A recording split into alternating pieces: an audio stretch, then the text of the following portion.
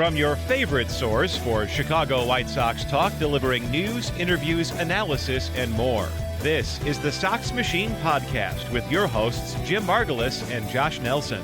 Thanks, Rob, and welcome to the Sox Machine podcast. I'm your host, Josh Nelson, and it's Thursday night, August 10th, 2023, as we record this new episode. The Chicago White Sox had a day off, and I think that came at a good time for everyone involved. On the field, the White Sox are playing better baseball. They've won back-to-back series after beating the Yankees 2 out of 3 games, including their largest margin of victory at home this season. Helping with the better plays, my man, Elvis Andrews. But while Andrews is on a hot streak, it does raise the question when the White Sox are 22 games below 500 if it makes any sense to give him this long of a run. We'll debate that, plus wonder if the White Sox will consider opting into their part of Mike Clevinger's mutual option. Remember, he would still have to opt into his after the season. The Milwaukee Brewers visit this weekend, so we'll preview that series, plus pick our MLB series this weekend that we're going to be watching as the postseason race continues to shake out.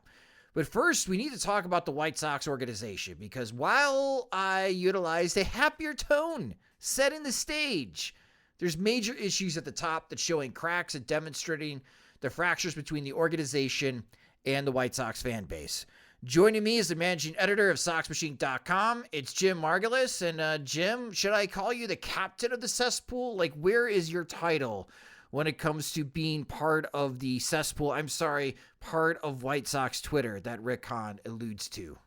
Well, I like to take the high ground in this and say, like, I don't know if I'm like... You are. I'm not that active on Twitter, so it's just like, I like to say, like, well, I'm not part of that, so I can rip them on my platform, and I'm independent of everything. So, yeah, sorry for you folks on Twitter who air out all your opinions there. I save my opinions for my blog, and that's... I hold myself in far higher esteem. Ah, there we go. There we go. That's what I was expecting out of Jim. Yeah, that was weird. Like, I couldn't tell, like, trying to get, not giving Han the benefit of the doubt, but just like trying to listen to it in terms of like not being extremely tired of the guy and trying to pretend like I have fresh ears. And I couldn't tell if like he was making like the very topical reference of like, oh, Twitter, X, whatever you call it these days, you know, like, was he just like kind of doing a what's in the news, off the cuff knocking of a platform versus like criticizing the people who are on it? Because I mean, his history goes both ways, but like listening to it, like trying to see like, was he really going for the cheap shot when he has no ground to do so? I could see like maybe a sliver of a chance that he was just trying to like make his, I guess, yeah, I'm not even sure if it's political at this point because it is like a terribly run company independent of politics. But yeah, just it's definitely like a case of like he just didn't want to be assigned to that or whatnot. I don't know, but it was ill-advised, and he's usually smarter than that to, like I guess he rolled up his sleeves and got in the dirt with Keenan Middleton. So he's like, I'm already dirty, so let's stay down there. Yeah, keep throwing punches. I mean, if you missed the comment, he was alluding to on how difficult it is for players dealing with the third deck, which is a common reference for those coming from the minors where there isn't a third deck and you come into the majors and there is a third deck. Adhering for fans up in the third deck and the cesspool, whatever it's called, Twitter, X.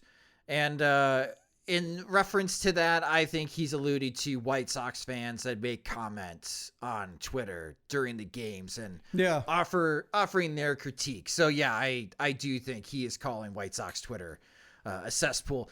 Twitter itself is its own cesspool. We all know. I mean, there's Twitter. I mean, there's Facebook. I mean, if Twitter's a cesspool, I don't know what you call Facebook, especially the comments section and how things can quickly unravel there and get to very, very dark places. But I just... I thought Han already destroyed Twitter trolls a few years ago. Mm-hmm. Yeah, I'm glad you bring that up because at least Rick Hahn spoke. And I know that Scott Greger of the Daily Herald was trying to give Rick Hahn credit that say what you want about Rick Hahn. He doesn't hide. Sure. He has hidden. In this case, he didn't. This time he didn't, but he doesn't always speak. But we heard from Rick Hahn and we've heard from Pedro Grifol. And we hear from these guys all of the time. Well, Pedro all of the time, Rick sparingly, maybe once or twice a month.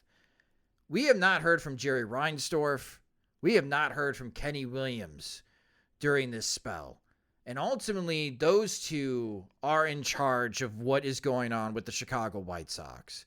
So, Jim, what do you make of that? That we continue to hear from Hahn and Grifol, which I think now everyone, fans, media, are just tuning them out. Mm-hmm. And it's really past due time that Reinsdorf and Williams pick up the mic and start addressing publicly what is going on with this franchise. At least Reinsdorf, like Williams should be gone as well. Like, I don't really care to hear from him, just because he should be fired, like, or let go, given a gold watch and a honorary title or something like that, but out of decision making. Yeah, I mean, it's basically Reinsdorf at this point, and he had the opportunity to say something. Paul Sullivan asked him, and I guess there are other reporters around him, and he just said no and walked away. But he and Kenny Williams were meeting with Bill Cowher. I'm not sure why Bill Cowher was there.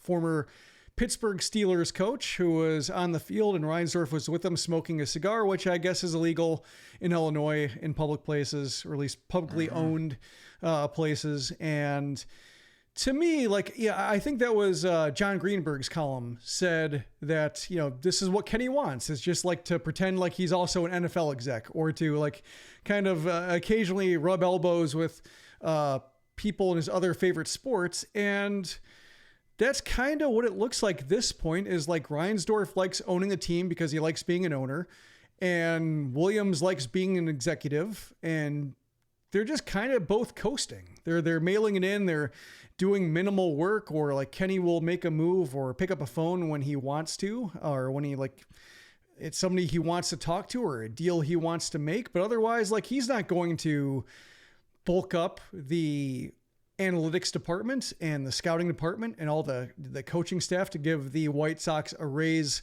or Dodgers sized front office. And he's not going to, probably, I'm assuming he's not going to fire Rick Hahn and say I want somebody new and I'm going to be hands off, or, he's not going to fire Grifol, because I just don't know if he cares. I think he likes doing the job that he likes to do. And because he gets paid well and he gets a nice title, it's a sweet gig. I don't begrudge Williams or Hahn for just carrying this as long as it goes, because they get to live where they want to live. They get to do what they want to do. They get nice titles and nice paychecks. Hahn's been I think Hahn's kids are college age or close to it. Yes. He's held the same job, or roughly the same job for his entire time, which is unheard of in baseball. Being able to raise your family in one place and never have to change school districts. Great. That's awesome for him.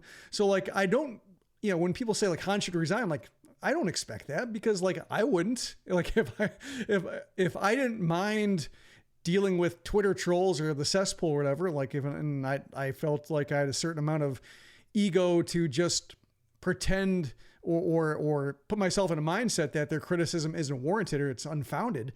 I guess I'd keep doing that job too. So, I mean, it all goes back to Reinsdorf and whether or not he cares, and you just have to assume that he doesn't care.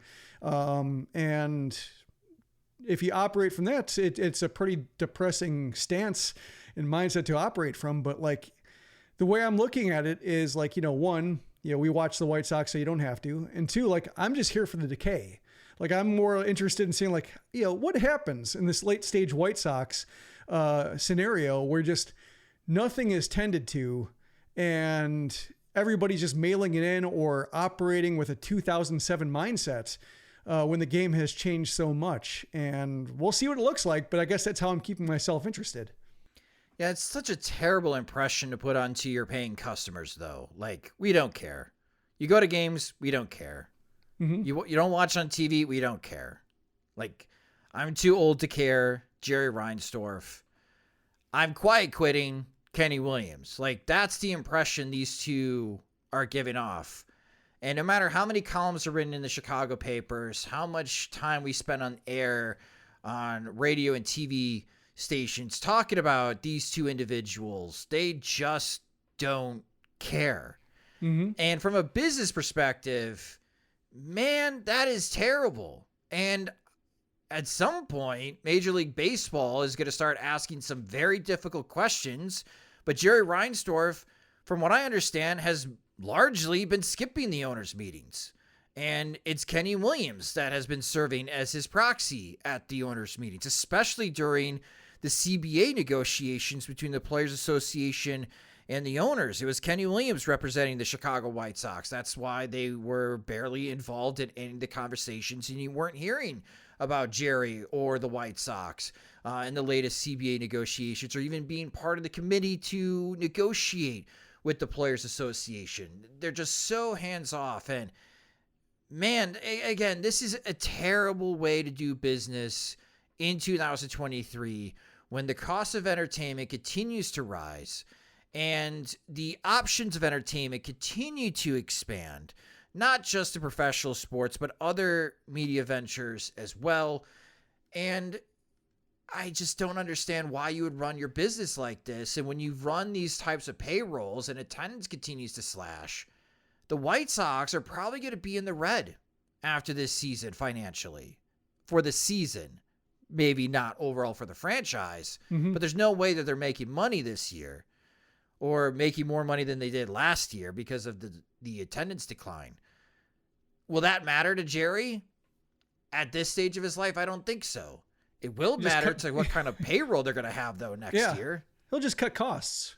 Exactly. Like, he's just more interested in breaking even or thereabouts. Like, yeah, he doesn't seem like, because we've seen payrolls rise when there's the interest rise. So, yeah, I just think he's in it to break even more or less. Doesn't want to, be throwing good money after bad, except that the guys he has running a team, that's all they do. Whoever ends up taking over the White Sox after Jerry is no longer the chairman, whether he sells the team or he passes away, they are going to have to spend years repairing the relationship between the fan base and the organization. We just saw this in the NFL with the Washington Commanders, with Dan Snyder now no longer owning the Commanders. And we saw that recent surge of like optimism and hope. And they had like record number of season tickets that were sold. But I'm still curious, like, yeah, there's that instant spark, but it's got to translate to wins for the Commanders. If they're not winning right away, do you go back into a lull? Like, I could kind of see that with the White Sox, if that at some point through this decay that you brought up, that we all survive this. And we see the other side. How long is it going to take before everybody has that bad taste out of their mouth? I was not in Chicago. I did not live in Chicago until 2012. So that was after the Blackhawks finally won the Cup in 2010, Jim. So I don't know what that translation was like between the city and the Blackhawks, between Bill to Rocky Wirtz. If it was just that instantaneous, it was pretty much immediate. Yeah, I mean, this is like the franchise is so poorly run right now that it might not take much time at all to repair. Like, because I remember like with the Blackhawks, when Bill Wirtz died, like the first question in everybody's mind was, "Oh, are the games going to be on TV?" Like there wasn't any kind of like, "Oh, that's a shame." Condolences to the worst family. Remorse. Not remorse. Just like there was no reason to feel for the guy because like he had such a detached mode of running the team that there was no way to form a connection with him, even if you wanted to. And most fans didn't want to; they just ignored the team, or just were alienated by it and just drifted away. So like. This was like their one chance when Bill Wirtz died and Rocky Wirtz took over. And sure enough, like almost immediately started putting some games on WGN. Like they didn't have the, airtime to put every single game for the rest of the season on TV. But like before the end of the season, some games were on WGN, I think. And like there were at least nods to what Bill Wirtz had done wrong. Like Rocky Wirtz would say, like, my dad's been doing it all wrong, just quietly righting some wrongs about like everything that Bill Wirtz had done poorly. And so like fans are like noticing it right away. It still had to translate into wins, but like he had done so much to alienate casual fans or alienate loyal fans and like do nothing to attract casual fans, that the fact that, Rocky Wirtz is even trying, it made it quite apparent like, I like this. we'll see if it actually means anything, but I like this. And, that bought goodwill. And then, they had Kane and Taves, and that made it that like supercharged it basically. But like, even if they didn't have that kind of sneaky head start and just exactly into like how successful they're going to be, like just the fact that the ownership cared about fans again, made a huge difference. So I could see it being as simple as that. And I know like a lot of fans are like, well, be careful what you wish for. They could move the team. And like, I've never really believed in that.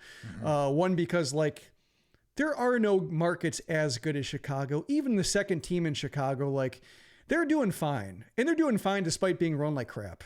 Like they're despite not even trying. Like stadium is still in good shape too. That's key.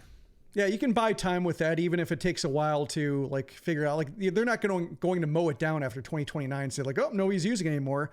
Let's detonate it. Like no, there are ways to extend it.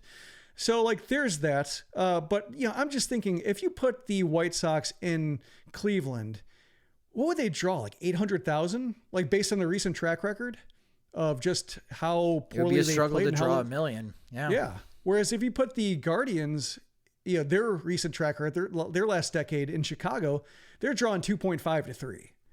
Yeah. And like, that's basically what the model that, or that's kind of just the financial model I follow. Like the league wants to expand to 32 teams anyway, so they don't want to burn an expansion market, relocating a team that they'd want to backfill.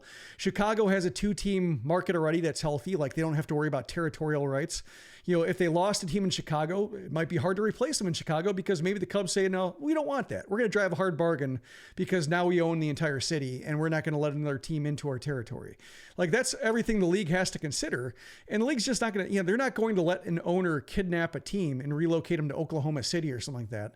They're going to say like, they're going to vet the owners based on like, we're going to keep the team. And like Chicago, there are enough people with money in Chicago who want to be in Chicago. And all it takes, I think, is one good year. Like out of, after Reinsdorf, like say like if Reinsdorf sells, I'm trying to think of, I'm blanking on the name, Melody Hobson. Is that the name I'm thinking of? Yeah. Let's just say like she takes over a team, somebody with like, a good name and some involvement in the city. Like, oh, let's give her a benefit of the doubt. She comes in, Kenny Williams is gone. Rick Hahn's gone. They bring in James Click and somebody else and gives them free reign of the team. Like automatically fans are interested. Like it has to translate into wins, but I mean that, just that signals enough to where like fans will be, I'm giving this a shot. I'm coming in with open eyes. Like everything I dislike, not everything, but like pretty much like the 3 things I dislike most about the team, or the 2 things, if you consider Hahn and Williams a unit, are gone. So automatically I like what they're doing. Now, if like it kind of, I imagine there's a grace period where you give a couple of years for adjusting, and then after 5 years or something like that, if nothing's changing ultimately with the results, then maybe they check out again. But I think that any ownership taking over would get such a honeymoon period, as long as they show a few things out of the gates that Reinsdorf wouldn't do. So like that's why I'm optimistic ultimately about any kind of sale, just because like there are a lot of wealthy people who have nothing better to do with their money besides own a major league team. And the White Sox are such a prime opportunity to improve the product with such minimal effort. Okay. You may have sold me, because I thought, just like with the attitudes right now, that yes, you are right, that there'd be a grace period and there'll be some type of honeymoon period as well. But White Sox fans want to see a team that wins. Like I think the fan base is just tired of being mediocre. Like this is really unacceptable since 2005. Yeah. The counterpoint would be like John Sherman in Kansas City, like sticking with Dayton Moore, and then sticking with Dayton Moore as assistant GM, and then like looking like he's more concerned about where the Royals are going to build a ballpark versus the on-field product. I mean, that's what would cause, that would be a wasted opportunity of an ownership change. And there is the risk of that just nothing, the White Sox stay in Chicago, but just like all the energy is focused on like building the Cobb County thing for the White Sox, where they own the ballpark and all the real estate, and they turn a little neighborhood into it. And, it's like the Bears, the Arlington Heights, and then Naperville just turns into a dragged out process because the public money isn't there. Like I can see an opportunity just, going by the boards and everybody's board of the team just like they are in Kansas City. But like, given the market, given just, how well, just when you look at like, they don't have to change the logo. They don't have to change the marketing. They don't have to change anything. They just have to care. It's that simple. They have to care about winning. And, it's, the Royals have a smaller market. They had a bad TV deal. They had some things that and that's why I think the stadium's important to them as a revenue generator, or at least like for the ownership, like a way to get really rich as opposed to just the normal rich you get from owning a team and having it appreciate. Mm-hmm. So like, that's why I think like, it's not a no-brainer or a given that the White Sox will improve with any ownership change. But I mean, like, everything's primed to where like a competent owner who cares and has Chicago type money just makes the previous administration look completely laughable in short order, just like Rocky Wirtz did, taking over from Bill Wirtz. Again, it's not good business. It's not good business when you have an owner and the top executive in the organization demonstrating that they don't care, or they don't even want to bother addressing the media or the fans with what is happening with the product. That's bad business. No matter what silo or business vertical, we constantly see CEOs of companies facing the music type of moments, either quarterly or at least annually, with big kickoffs. For example, Apple, when they're releasing their products, it's Tim Cook front and center, who's running Apple these days. And if you don't like your product, he's there to talk about it, to face the music, answer tough questions from the media, and address his paying customers' concerns. We often see this with other sports teams as well, but not the White Sox. So if that's the impression that you want to give Jerry Reinsdorf and Kenny Williams, congratulations. You're demonstrating that you don't care about your paying customers. Terrible business strategy. But that's what you're doing. And then you're continuing to trot out your press secretary, Rick Hahn, to speak on your guys' behalf while everyone's questioning why you have a job. And he points to you two, saying it's up to you to decide, or me, but everybody knows that's just an empty comment. Rick Hahn's not going to resign. And Pedro Grifol speaks about culture all the time, which, by the way, that's going to be a new drinking game. Drink every time Pedro Grifol mentions the word culture, and you will have a very, very good time.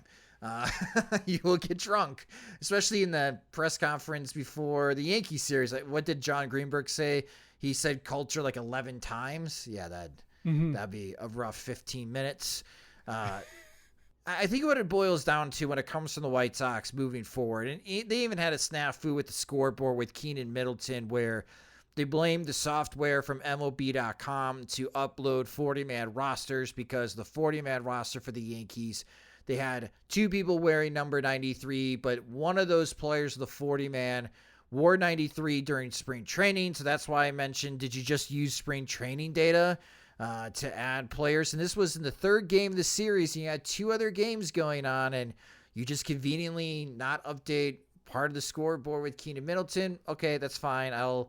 Maybe you weren't being malice about it, but it is a bit incompetent to not do that. And it's it's another bad look for the White Sox. But at this point, when it comes to the organization moving forward for this year and even going into the offseason, do you believe anything what anyone says from the Chicago White Sox organization?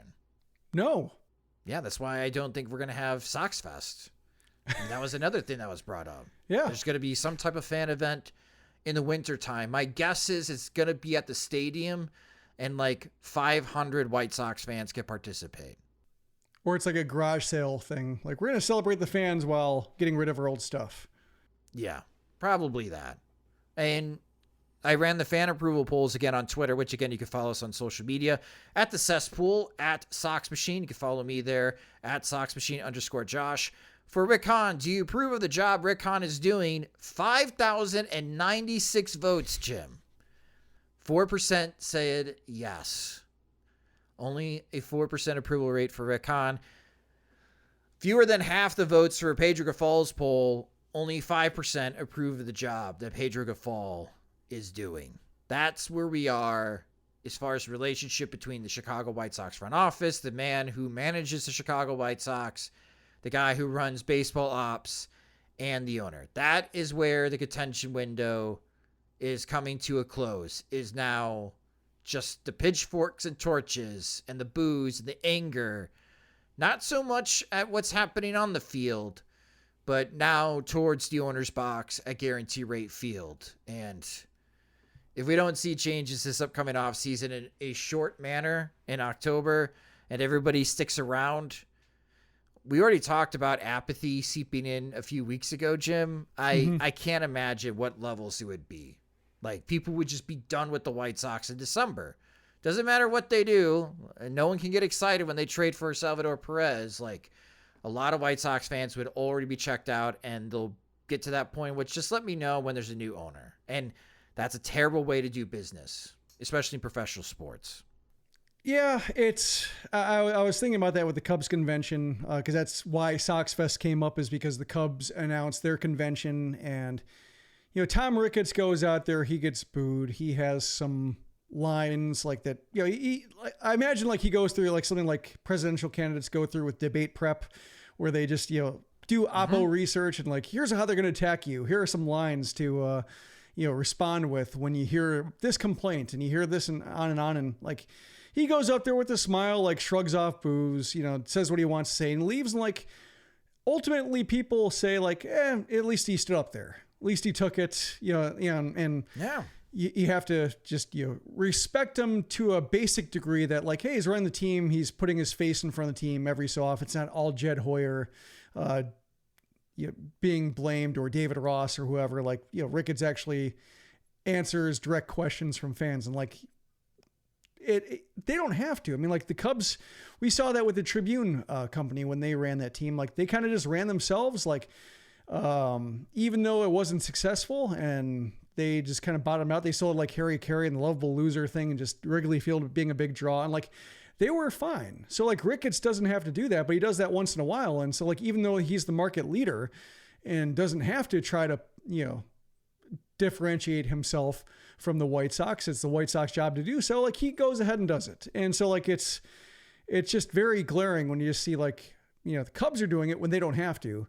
And they've done it in lean years and rebuilding years, and Ricketts still goes out there and takes complaints and says things people don't believe, but at least he says them to his face, and they can disagree and people boo and feedback is given. Like in this case, it's just, you know, not only like do the White Sox don't make, you know, Kenny Williams and Jerry Reinsdorf available at Sox Fest, but also now that just Sox Fest is completely gone due to several factors. Was that the official reason? Several factors. That was last year's reason. Several factors, which we will not go into. Several factors. 1, I, 2, don't, 3, wanna. Yeah. Well, that's the relationship right now between the fan base and the front office. Not very healthy, and I don't think it's going to change anytime soon unless they're, to your point, Jim, some big changes to the top of the organization. Let's talk about what happened on the field after a quick word from our sponsors. The biggest acts are visiting Chicago this summer, on top of all the baseball games and other great concerts, theater shows too. It can be quite the chore and headache trying to secure tickets to all of these shows and events. Buying tickets shouldn't be stressful. Use Game Time to purchase your tickets.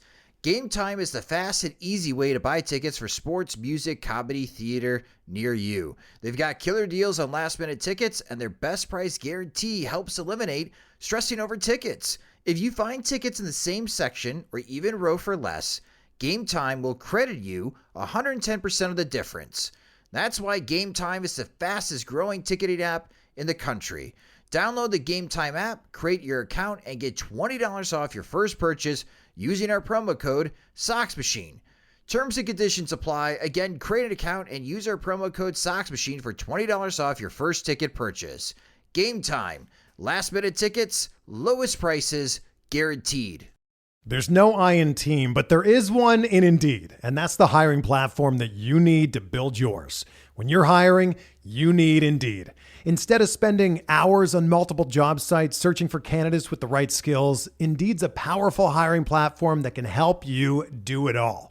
One of the things I love about Indeed is that it makes hiring all in one place so easy because Indeed does the hard work for you. They show you the candidates whose resumes on Indeed fit your description immediately after you post so you can hire faster. Join more than 3 million businesses worldwide that use Indeed to hire great talent fast. Start hiring now with a $75 sponsored job credit to upgrade your job post at Indeed.com/Blue Wire Sports. Offer good for a limited time. Claim your $75 credit now at Indeed.com/Blue Wire Sports. That's Indeed.com/Blue Wire Sports, and support the show by saying that you heard it on this podcast. Indeed.com/Blue Wire Sports. Terms and conditions apply. Need to hire? You need Indeed. Welcome back to the Sox Machine podcast. All right, so let's talk about what happened on the field for the White Sox this week as they won 2 out of 3 against the New York Yankees. A really good sign from the White Sox, still showing some effort even though this is a lost season. And someone that's still coming up with some big hits for the White Sox this past week, Elvis Andrus. So after his big series against the Cleveland Guardians, Andrus went 3-4-11 against the Yankees this weekend. He had a big bases clearing double Wednesday night that clinched the game for the White Sox, got out of hand in that particular game, leading to the largest margin of victory for the Chicago White Sox at home this year, a 9-2 victory. And in his last 6 games, Andrus is 10 for 23 with a home run, 8 RBIs, and 5 doubles. That's really good. But it still poses the question when anyone sees a lineup and sees Andrus in the lineup, there's a lot of White Sox fans asking, why? 22 games below 500. The season is lost. It's time to give a shot to the younger guys to see what you got, especially if you are still trying to sell false hope that the 2024 season is going to be a quote-unquote contending season for the Chicago White Sox. Jim, you wrote a column about this on Thursday, and for those that did get a chance to read the column, I highly recommend doing it at SoxMachine.com. But to your point, it seems like we're probably a couple more weeks away before starting to see those big shifts in the players actually on the field. Yeah, I think, second base is probably the most instructive to talk about because with catchers like, Zavala is on the injured list. Corey Lee just got off the injured list, like he had an oblique strain with the Astros. So he arrived technically on the injured list, and then the White Sox activated. So I see the point of having him in Charlotte for a couple weeks, just seeing where his game's at, seeing if his swing resembles what they think it resembled in Houston before the injury, make sure he's fully operational, has some sense of the way the White Sox pitchers go about their business before going up to the majors and calling games for their pitchers. Carlos Perez is there. So once you have Zavala back or Corey Lee's ready to go, you should have enough catchers to get through the rest of the season. And so I see the point of having Grandal around right now. When it comes to Andrews, is theoretically Lanin Sosa is there. He's gotten a few chances to try to stick in the majors, hasn't worked yet. But he's still the best internal hope, or the closest internal hope to the majors right now. In the first, I guess, line you'd go to in the event that Andrews got hurt and Zach Remillard completed his turn into a pumpkin because he's cooled off and he's kind of just holding the line right now. But when it comes to everything the White Sox have been through over the last week and all the turmoil and all the questions about who's going to be a leader and whatnot, I can just see Pedro Grifol or the White Sox saying let's not throw one of the veterans who's trying and engaged and happy and playing well. Let's not throw him out yet. That sends the wrong message to a team that just, we want playing with a certain amount of competency and a certain amount of intensity. That's why it doesn't bother me right now, because if Andres is playing well and they just cut him and they give Lenin Sosa the chance, and Lenin Sosa has a career OPS plus of 0, that if he gets a job and he hits 110 with a 130 OBP and a 140 slugging, that just feels Grifol's job gets harder, but also if, he's struggling and the infield's a mess, like that makes pitchers' jobs harder with the defense behind them.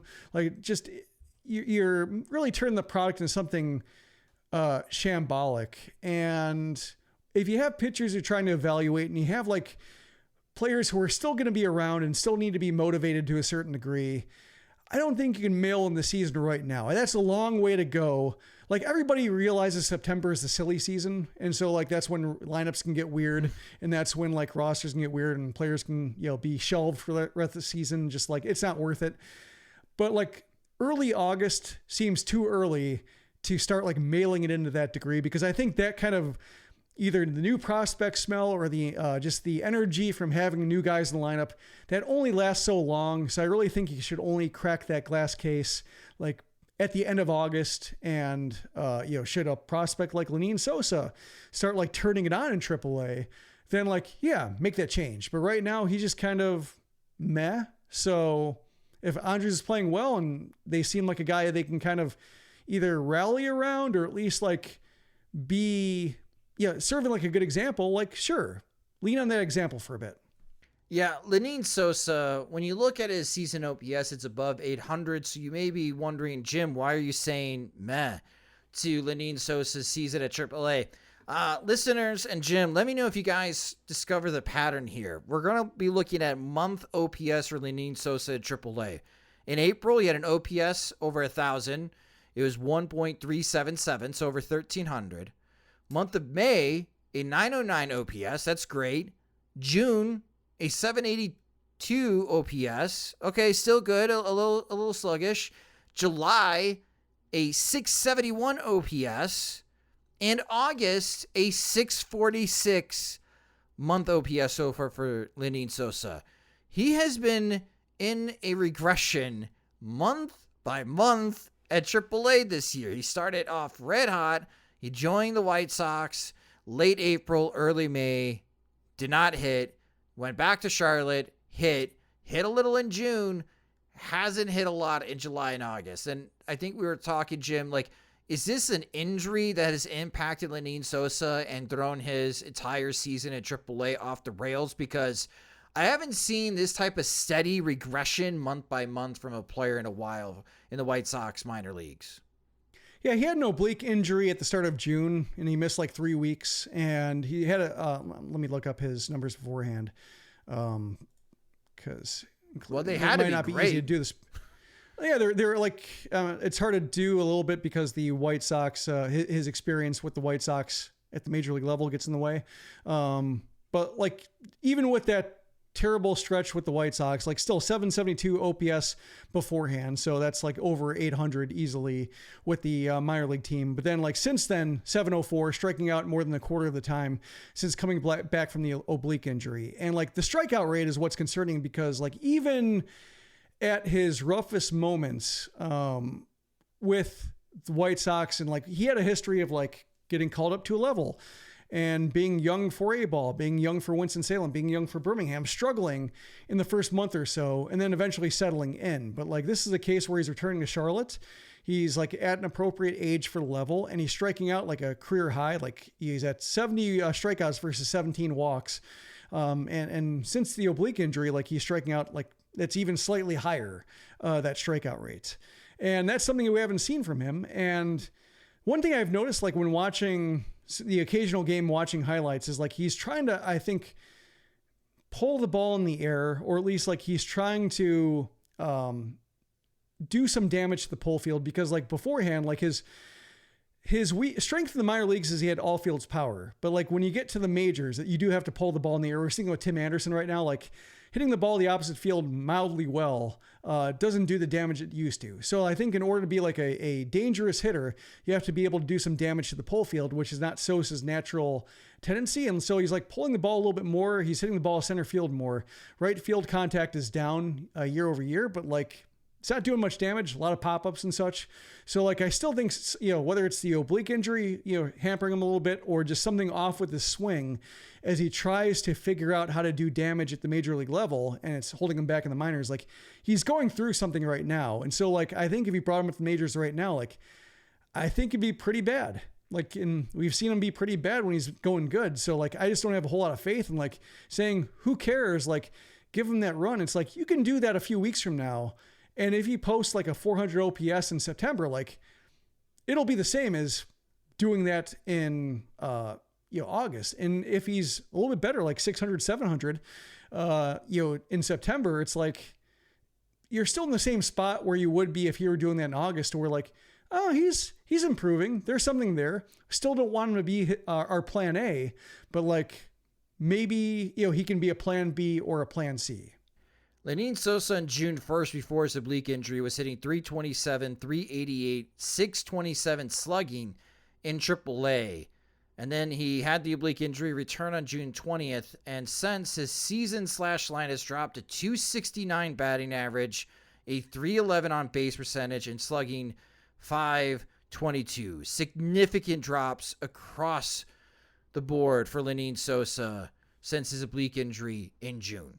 So, as someone that doesn't watch every single Charlotte Knights game, but I do see a lot of people advocating the White Sox should call up Lenin Sosa to play over Elvis Andrews.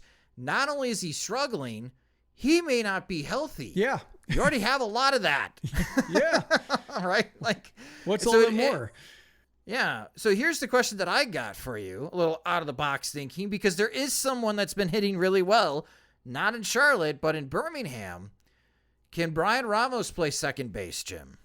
Let me look at his game log, because I think they'd not given up on it, but I think they thought like, oh, his path is third base. Right. He's played third base this year, but for Project Birmingham last year, Ramos did play 8 games at second base. So this is why I posed the question. Been exclusively? He's been exclusively third base this year. Yeah. I don't like the idea of like forcing him like right now to be like a late season like audible to say like, you're a second baseman now, while you're finally going well after dealing with his own injury and being held back by his own injury for the first couple months. So I would like to see him play third base, like get completely past, like just the development burp that he had. And it seems like he's going to do that. Maybe like Arizona Fall League, I could say, like if the shape of the infield is such like he can get more reps at second than at third, because I imagine he's going to go to the AFL after the season, given the time he missed early on. Like that might be a good time to say like, hey, how do you look at second? Especially if he gets him as many plate appearances as possible doing that, playing both positions. Wouldn't mind that, but like right now, I think just keep him at third, get him through the rest of the season, get him on the upswing that it seemed like he was poised to ride for a bit before the spring training groin injury hit, and go from there. Yeah, it's just like with these minor league prospects. I mean, Jose Rodriguez has not been hitting all that well in Birmingham. When you just look at it like his season numbers, and I'd have to do a breakdown. I mean, Rodriguez in Birmingham this year is hitting .262 with a .295 on base percentage, and slugging just .447. He's been better though. He had a miserable start. So I know he had a miserable start. So let me look at the month by month splits in August. I mean, August is not great. July was better. .293, .316, .507. June, he had a .976 OPS. So June, July, much better. August, a little struggle. But Rodriguez doesn't walk, and I think that's going to be that will definitely expose him. And the White Sox didn't even bother giving him a plate appearance when he was with the team. I get where White Sox fans are coming from, that you want to see these new faces, especially when it comes to Lenin Sosa and Jose Rodriguez. And there's even some talk as well as like, well, they got to get like 200 plus plate appearances. No, they don't. Sometimes you could just tell, or you have more talented players behind them coming up. And this is the situation for Lenin Sosa and Romy Gonzalez and Jose Rodriguez. This is why I bring up Brian Ramos, because you got Colson Montgomery. You just drafted Jacob Gonzalez in the first round. These guys may leap you. So you're not going to get a lot of chances here to prove that you're going to be in the major leagues, at least for the White Sox in the middle infield. Whatever opportunities you get, you got to crush it, or you're going to get passed by. So even if they only have like 30 plate appearances, like Jose Rodriguez, if he only gets like 30 career plate appearances with the White Sox, so many people have spent so much time talking about Popeye that he could get leaped and he could be forgotten like all the times we talked about Jordan Guerrero. Remember him? And be like, oh, he could be in the White Sox future starting rotation. Never made it. Yeah. He never made it. Like, that's the trouble here for Sosa and Rodriguez, and I'll throw in Romy Gonzalez when he gets healthy again. These guys are coming, and they have more talent than you. So if it's pick or choose, it's probably going to be the more talented guys always. Yeah, Rodriguez, like, he's having like a kind of a quiet August, but he's still hitting 286. Like, the bat to ball is there. He's just not really hitting for much power, but like the average is fine. Since June, he's hitting 298, 333 OBP, 497 slugging. So like, at the very least, it seems like he should be in Charlotte right now, just seeing like, is he swinging and missing a ton? Like, because his strikeout rate is a little bit higher. Some of that is noise from the tacky ball that they were using the first half. He's still striking out a little bit this month, but I wouldn't mind seeing him in Charlotte just to understand, like, guys who can pitch in different sequences and guys who might have more, might lack velocity, but have breaking balls. How much are you chasing? Like, how much are you, going out of the zone and not doing damage? Like, I'm thinking like Gilbert Sanchez, just how like he hit for no power in Charlotte, even though Charlotte like invites you to hit 12 plus homers a year, even with no power, just because like he just doesn't have a power swing, and he puts his bat on any kind of pitch that's around the zone, and AAA pitchers are good enough to be like, oh, just throw your slider a little bit off the plate and you'll just roll it over, and that's fine. Like Rodriguez, I think you can learn a little bit from him in Charlotte now, just understanding like how much of your weaknesses are due to just plate discipline and how much of is it due to like just physical limitations in terms of like how small he is and how much he needs to get out of his frame to hit with an impact. I mean, the proven window for these two, Sosa and Rodriguez, is shrinking. Yeah. Like, the more I watch Colson Montgomery, the White Sox spent a first-round pick on Jacob Gonzalez. Brian Ramos has been hitting really well. Like, your proven window is shrinking, which obviously the counter to that would be, well, to counter your point, Josh, and using your own words against you, if their proven window is shrinking, let them prove it. But they also kind of have to earn it. And right now, like, Sosa's got to prove that he's healthy and he could have an OPS higher than 700, which he hasn't had since June. And let's see what Rodriguez could do. I mean, he hasn't gotten to AAA yet, but I think you could just skip AAA if you really want to and see what you got. Like, but I'm with you. I don't have a lot of confidence. I don't have a lot of confidence that either of these guys are going to stick. This is why I bring up, can Brian Ramos play second base? Because evidently the White Sox are not done with Yohan Moncada playing third right now, which we talked about that in our previous episode, but whatever. So that's the White Sox situation when it comes to Elvis Andrus and why he continues to get playing time. And to Jim's point, the White Sox don't have a lot of healthy catchers at this moment. Let's talk about the pitching. And one pitcher in particular, and that's Mike Clevinger. Mike Clevinger this season has a 3.55 ERA, and he has made 15 starts for the White Sox. In his last 7 starts with the White Sox, there was some time off because of injury. Clevinger's ERA during that span is 2.17. That's pretty darn good, and I have to give the White Sox credit. They have been doing a good job of keeping Clevinger within 90 pitches, not exceeding that amount to try to minimize the exposure, either times through the order exposure or his stuff diminishes as he continues to go deeper and deeper into his starts. And we have talked about a great length, Jim, about the White Sox starting rotation next year, and they have job opportunities. Has Clevinger done enough to convince you the White Sox should opt into their part of the mutual option? Again, Clevinger has his side that he has to opt into too. I would say just because he's only thrown 78 innings on the season, because like sometimes bicep issues can be tied to shoulder problems, and seems like he's past it, but just, yeah, right now I'd say like no, just because I'd want to see him get through the rest of the season, get to 100 innings before like, saying like, yeah, he could be a part of a rotation, because if he's not throwing 100 innings, he's not really doing what you need. I guess the good news is like the ugliness that accompanied him into the organization, like hasn't seemed to, I guess after like the, going out to the field with a Gold Digger as a soundtrack, like after that poor choice, like hasn't done anything to bring back, you harken back to those dark days. Like he's been more or less like a anonymous ball player, like pitching well, not getting in any trouble, like not inviting controversy. So like, I guess in terms of like the White Sox having already absorbed the stink of signing in the first place, like hasn't been any worse. So like that to me isn't so much of a concern now if he's like being a solid citizen. But right now I just think like the innings are still short. The catch is that like if the White Sox exercise their mutual option, like that means that, you know, and this is the tricky thing with mutual options is like, well, if Clevinger gets $4 million anyway, then he basically has to bet that he can do better than 1 year and $8 million on the open market, which if he tops 100 innings based on the way he's pitching, like, yeah, he'll top that. So that's why it seems like it's going to be a moot point anyway. And $4 million is just going to be the parting gift. Yeah. I think Clevenger's going to opt out so he can go test free agency and try to get a multi-year deal that doesn't have options. I think we're to see a lot of that for pitchers that do have options, that they're going to opt out and try to establish a multi-year deal so they get paid. Yeah, because I mean, the thing is, like, if you're Clevinger, if the White Sox extend or accept or exercise their half of the mutual option for $12 million, and he says, like, yeah, I'm good for that, the White Sox could trade him. Like, he has trade value at 1 year and $12 million.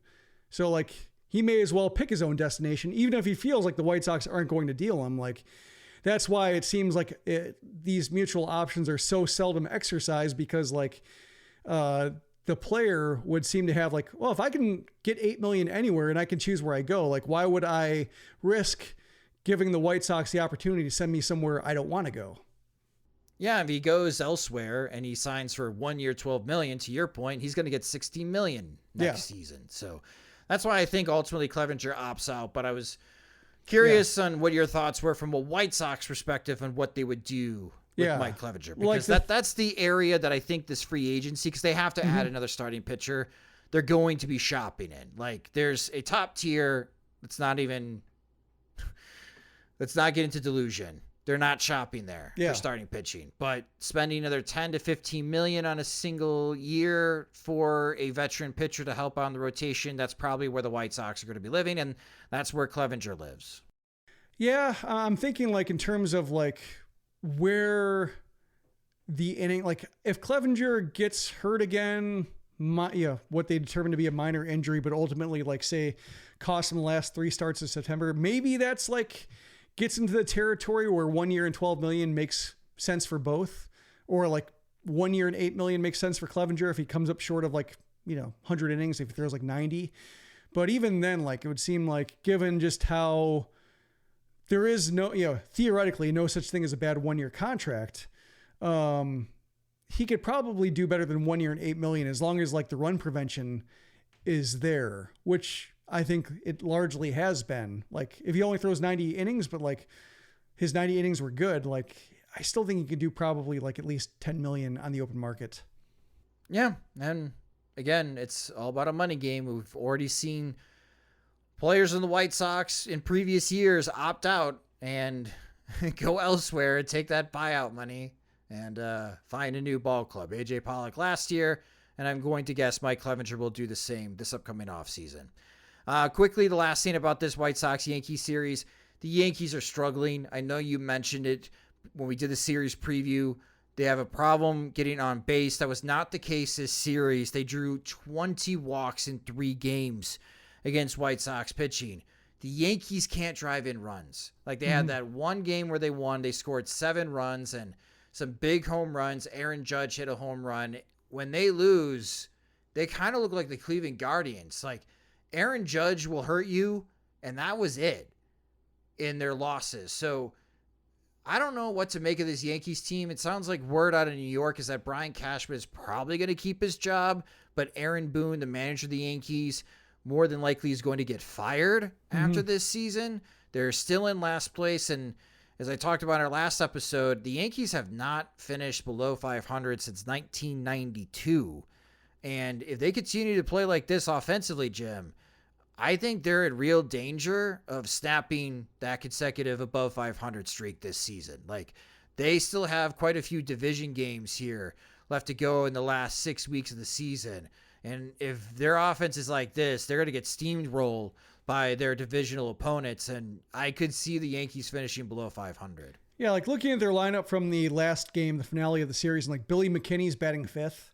So, I mean, like, I don't think Aaron Boone's a good manager, and I think like his decision making has been exposed. He's entertaining. He's entertaining, yeah, and he can hold court, and he can he's good for an ejection, but like I don't think he's a good manager. But also like that lineup's bad. So I mean, like Cashman's another guy. It seems like he's been there forever, and like his ideas are getting stale. And like if the Yankees aren't going to be like the old Steinbrenner, even though they're currently run by Steinbrenners, but like if they're not spending George type money with George type standards, and like Cashman, probably his ideas have run their course, and like given the infrastructure they have, and they have a big front office and such, like doesn't take like a sea change in order for them to like get back to being dangerous, but probably just helps to have a new set of eyes and a new brain there just to see like what dead ends they've fallen into and can't get out of. Because I mean, like we talked about that before, like Theo Epstein hit dead ends with the Cubs, like Dave Dombrowski hits dead ends. Like even if you're good, if you're there for a long time and just kind of have spent yourself into a corner, might be hard to see a way to get out. So it wouldn't surprise me if they stayed with Cashman, but also like this would be the opportunity to move on. And like even Cashman can probably get a job somewhere else because he's not a bad GM.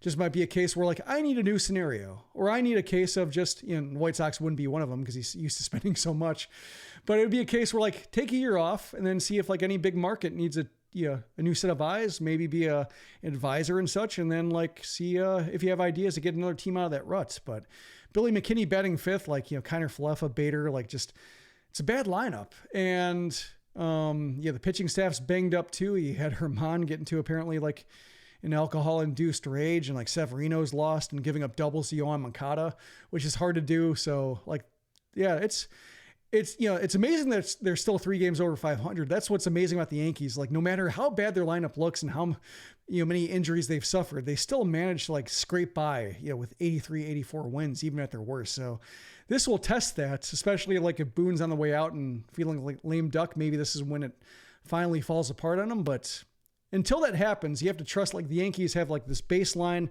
of either unproven talent evaluation or just maybe it's the pinstripes, the aura of just like sustaining them to like never have a losing record. But this will be, if they do finish with like 83 wins, I will be impressed given like just how everything's kind of fallen apart on them.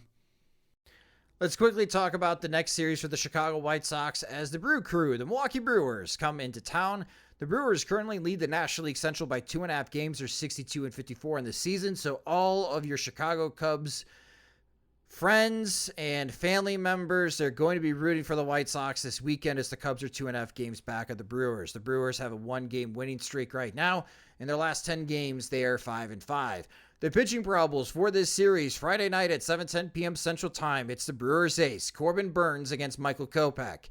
Saturday, this is a national broadcast game on Fox. First pitch is at 6:15 p.m. Central Time. Brandon Woodruff, continuing to come back from injury, will be pitching for the Brewers against Jesse Schultens. And on Sunday, it's Freddie Peralta against Dylan Cease. That game's going to be at 1:10 p.m. Central Time. And just based on the pitching probables, Jim, this could be a tough weekend for the White Sox to score runs, especially having to face both Birds and Woodruff back-to-back. And they're all righties. So, this will test them in their normal weaknesses, like Andrew Vaughn. That'll test them.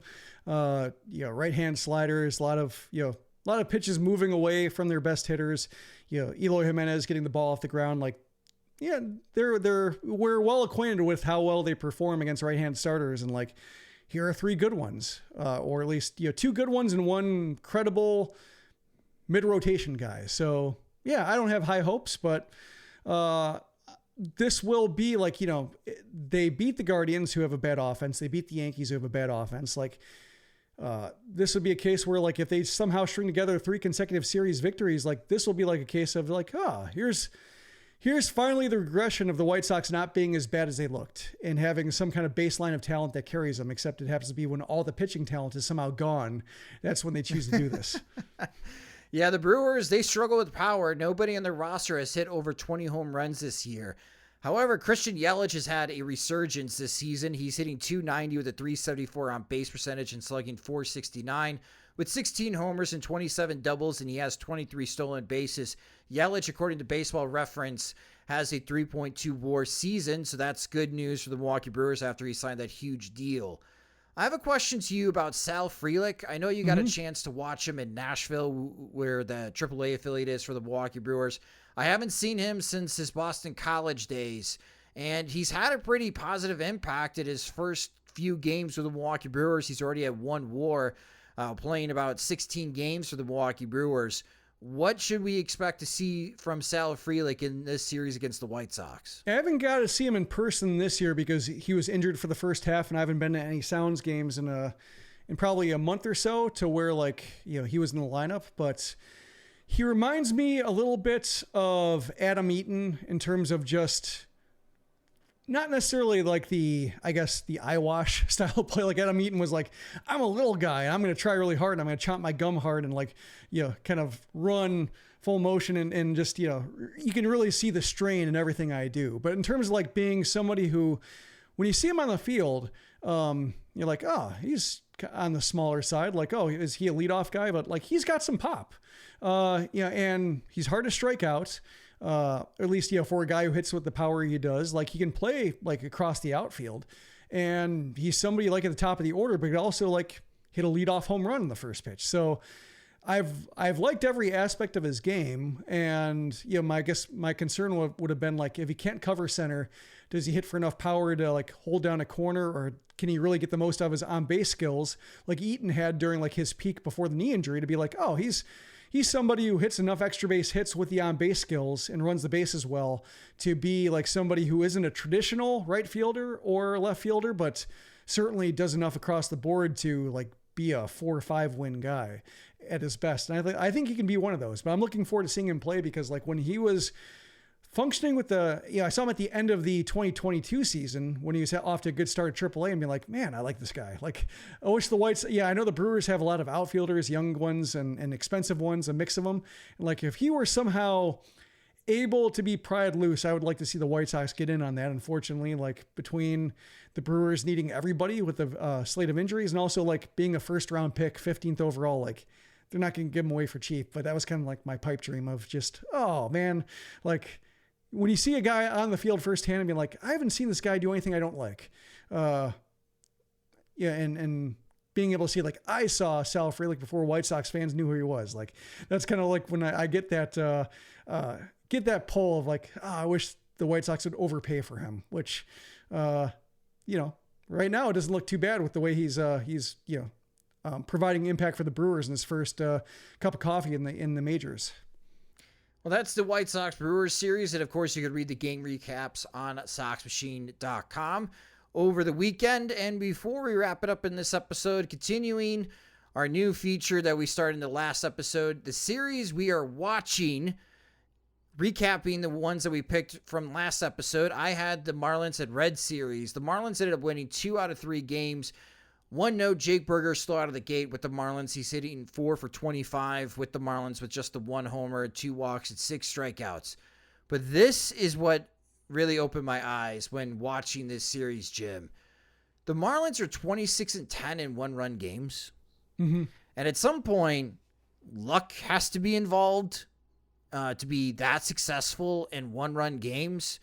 But boy, it just seems like that's the comfort level for the Miami Marlins, is having no margin of error or very little margin of error is when they are most comfortable battling in a 1-run game. And I don't know if this is going to continue on for the rest of the season for the Marlins, but they do a really good job. And, cap tip to that new coaching staff for continuing to press the right buttons to hold on in these series and in these tight games. But yeah, the Marlins winning 2 out of 3 against the Reds helps the Marlins right now. They're back as the 6th seed in the National League wild card and postseason outlook before heading into this weekend. Angels and Giants, Jim. The Angels won 2 out of 3. Anything that caught your attention in that series? Basically, I was hoping for Lucas Giolito to bounce back from his start. I would hate to see him he gave up 9 runs, I think over 3 2/3 his previous time out, and just it would.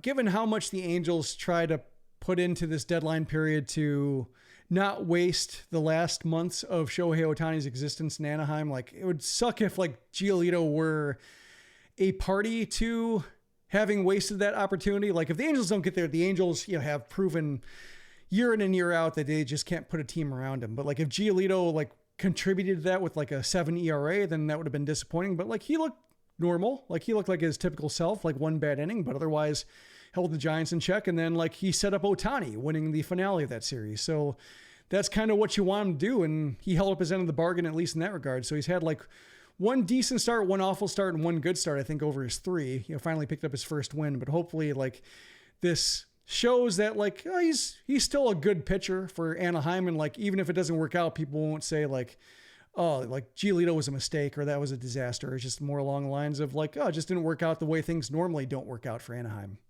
Yeah, the Angels are 10.5 games back of first place. They're in 4th place in the American League West. They're 6.5 games back in the wild card. They're running out of time, though. Yep. 44 games left to go in the season to make up 6.5 games. They have to get hot. They really could use Mike Trout back in that lineup.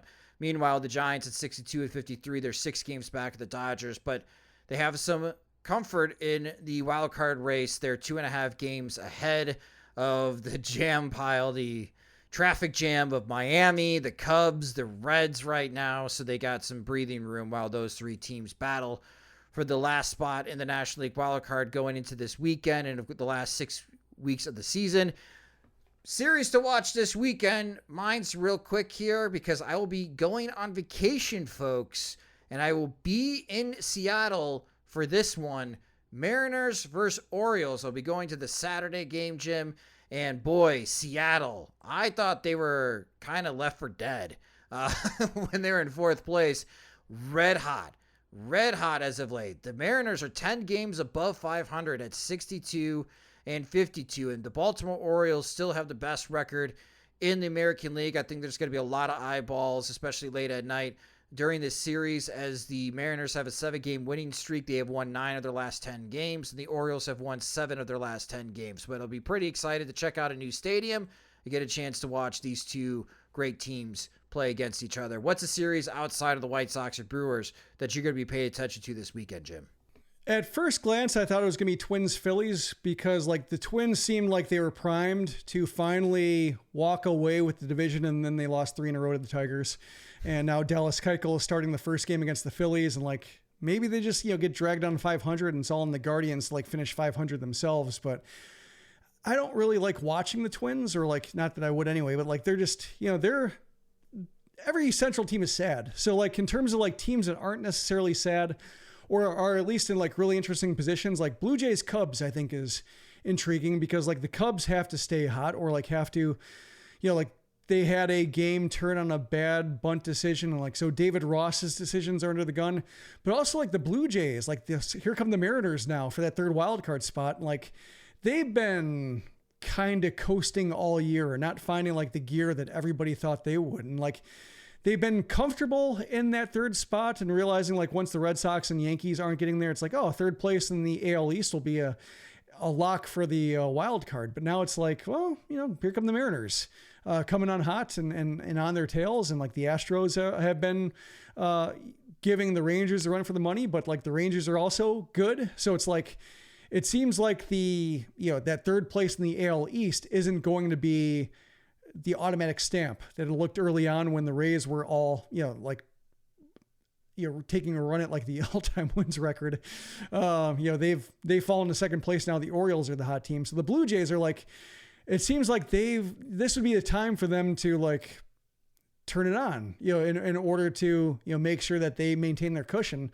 But the Cubs, they're in the same spot. So like 2 motivated teams who can't really afford to slip up at this point, even though August is like a really long month for teams that are, short, whether it comes to injuries or just in talent. And so that's why I think like, even if, the Cubs aren't a team like I enjoy watching, or just because, it's like, it's the Cubs, still like as a baseball fan and as like somebody interested in like how David Ross is going to fare now that expectations and just, are they good enough to get David Ross fired? Like that's something I'm intrigued by.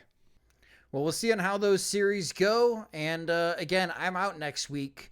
So Jim's going to be running the show, and he's got a very exciting guest in the next episode. You want to promote that, Jim, on what our listeners can look forward to?